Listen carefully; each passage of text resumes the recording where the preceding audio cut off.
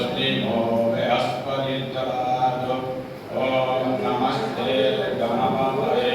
त्वमेव प्रत्यक्षं तत्त्वमसि त्वमेव केवलं कर्तासि त्वमेव केवलं कर्तासि त्वमेव केवलं कर्तासि त्वमेव सर्वं खल्विदं ब्रह्मासि त्वं साक्षादात्मासि नित्यं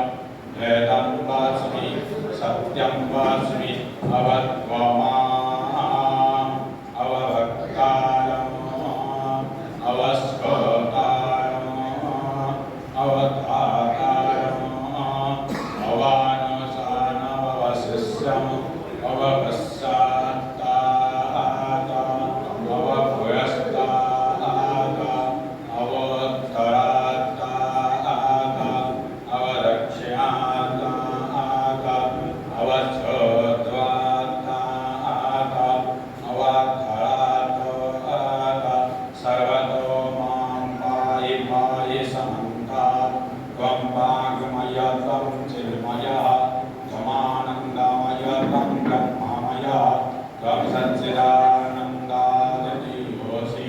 त्वं प्रत्यक्षं ब्रह्मासि वेदं वास्मि सत्यं वास्मि अवत्वमाम् ॐ गं गणपतये नमः एकदन्ताय विद्महे वक्रतुण्डाय धीमहि तन्नो दन्ति प्रचोदयात्